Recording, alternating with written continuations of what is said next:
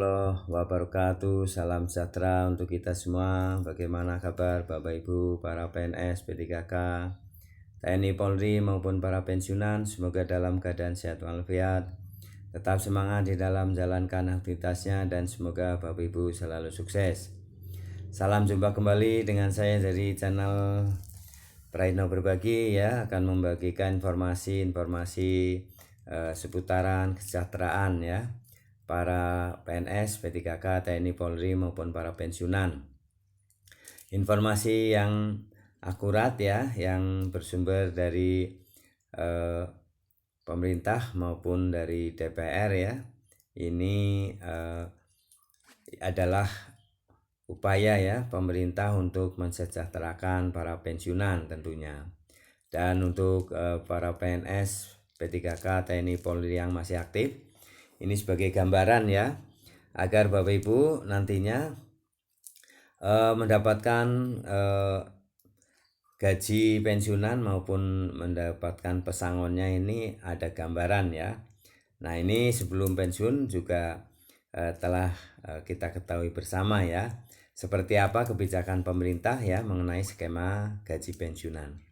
Untuk pensiunan yang lama juga ini ada upaya, ya, dari pemerintah untuk terus meningkatkan kesejahteraannya. Untuk itu Bapak Ibu silakan menyimak video ini hingga selesai.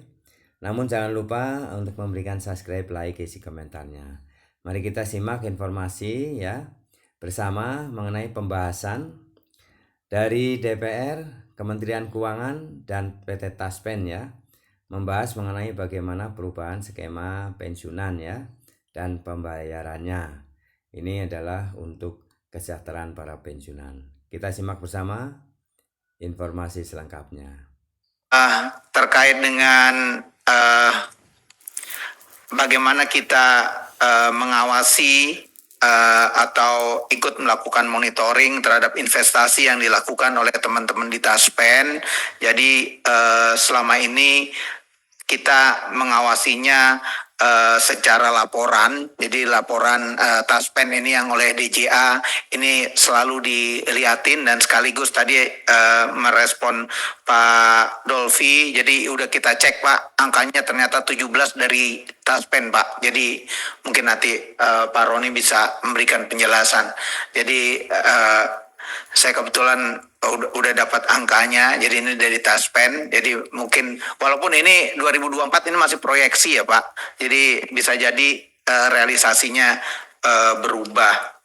Kemudian hal lain yang masalah pemanfaatan daripada mitra ini saya rasa juga bagus untuk kita kaji. Jadi kaitannya tadi dengan digitalisasi, kemudian juga dengan aksesibilitas, ya, yang bisa dilakukan oleh para pensiunan. Nah, ini mungkin nanti kita bisa kaji dengan juga melihat komposisi daripada mitra tersebut, karena saat ini kalau nggak salah memang yang tertinggi masih ada di Himbara, kemudian POS. Jadi POS ini juga relatif tinggi yang menjadi agen pembayar, tapi yang paling tinggi masih Bank Himbara. Bank asing kalau nggak salah ada sekitar 2 atau 3, cuma nanti datanya mungkin nanti bisa diberikan oleh Taspen. Kemudian yang terkait dengan peran atau data, jadi dengan BKN kita terus melakukan kerjasama, ya, pertukaran data, dan data ini juga kita sampaikan ke Taspen. Jadi kalau ada orang pensiun setiap bulannya tambah yang pensiun, berarti ini tentunya menjadi tambahan beban, dan itu juga dananya kita siapkan. Jadi kalau kita tiap bulan itu ada yang dana reguler dan ada yang untuk cadangan. Yang cadangan ini untuk yang tambahan-tambahan orang pensiun yang kita bisa langsung berikan. Dan juga salah satu hal yang penting juga kita terus berusaha memberikan pembayaran tepat waktu dalam hal misalnya pembayaran tanggal 1 Januari, ini yang rawan 1 Januari karena APBN-nya 1 Januari ini baru running, tapi pembayaran pensiun ini biasanya tetap bisa kita lakukan pada tanggal 1, karena biasanya dari Taspen ini juga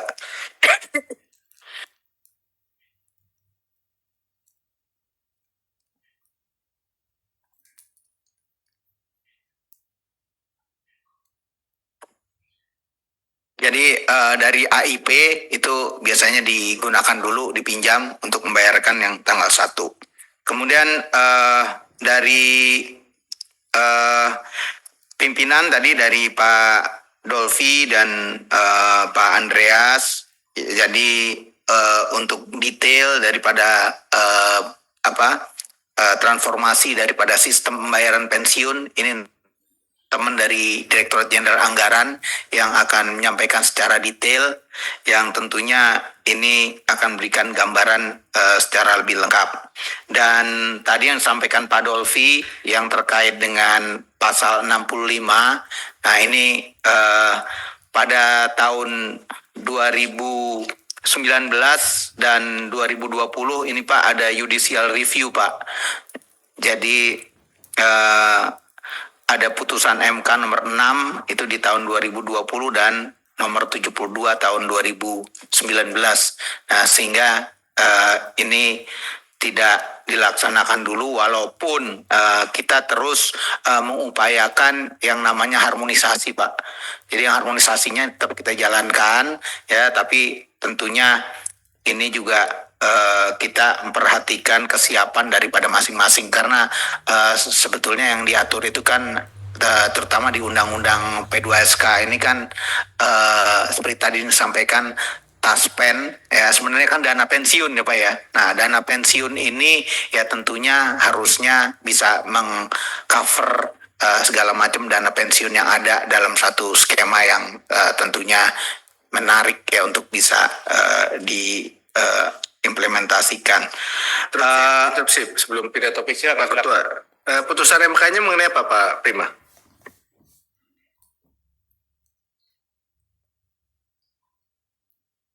Ini tentang pembatalannya pasal 65 Pak. Jadi integrasi program Taspen dan Asabri pasal 65 ini dibatalkan dengan putusan nomor 6 tahun 2020 dan 72 tahun 2019. Sehingga tidak mengikat untuk diintegrasikan dengan BPJS pada tahun 2029. Namun kami tetap coba untuk terus melakukan harmonisasi hal tersebut. Terkait dengan Pak Andreas tadi untuk kronologis, jadi memang yang saat ini berlaku memang Undang-Undang 11 Pak ya, jadi dengan Undang-Undang 11 itu pemerintah memang bayarin Pak ya, jadi AIP ini sebetulnya masih tabungan aja. Nah nanti pada saat Undang-Undang ASN ini berlaku, yang PP-nya ini sedang disusun, ini baru on Pak. Jadi ini baru yang seperti swasta itu yang ada iuran dan ada chip in.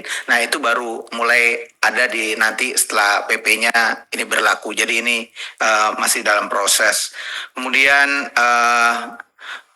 saya interupsi sedikit tadi yang dengan penjelasan Bapak itu.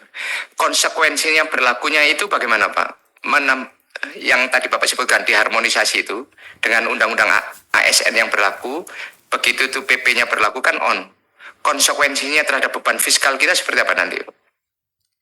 Ya ini mungkin nanti kita akan sampaikan secara tertulis saja Pak ya, karena ini kebetulan bukan di kami yang ngitung ya, tapi yang jelas ini udah ada angkanya Pak, di DJA udah ada angkanya, jadi nanti mungkin bisa kita sampaikan, bisa buat bahan analisa kita bersama Pak. Kemudian terakhir mungkin tadi yang juga disampaikan lesson learn dari Kemenq terhadap apa yang telah dilakukan sekarang oleh PT Taspen ya, terutama dari sisi pengawasan ya, tentunya dari sini kita bisa melihat ya titik-titik daripada keputusan investasi nih Pak. Karena di kami kan juga sama nih Pak. Kami ada yang namanya Direktur Sistem Manajemen Investasi yang juga ini melakukan investasi-investasi pemerintah. Nah, kalau pemerintah itu dudukannya ya kurang lebih mungkin sama, cuman kita banyak yang menggunakan komite-komite Pak. Nah, ini yang mungkin Nah, demikian ya. Demikian Bapak Ibu ya, upaya dari DPR RI bersama Kementerian Keuangan dan PT Taspen, tentunya dengan Asabri juga ya. Ini dalam perbaikan sistem atau skema penggajian pensiunan. Nah, untuk pensiunan yang akan datang tentunya ini adalah ada perubahan ya. Dan untuk yang lama tentunya kena perubahan juga ya. Tapi semuanya adalah demi kesejahteraan para pensiunan semuanya. Terima kasih Bapak Ibu telah menyimak video ini. Semoga ada manfaatnya. Silahkan Bapak Ibu simpulkan sendiri ya tentang informasi ini. Semoga ini bisa menambah keyakinan kita bahwasanya perhatian pemerintah dalam hal ini Kementerian Keuangan, DPR RI ini sangat aspiratif ya, sangat mengapresiasi Bapak Ibu para pensiunan. Terima kasih telah menyimak video ini, semoga bermanfaat. Jangan lupa subscribe, like, isi komentarnya. Assalamualaikum warahmatullahi wabarakatuh.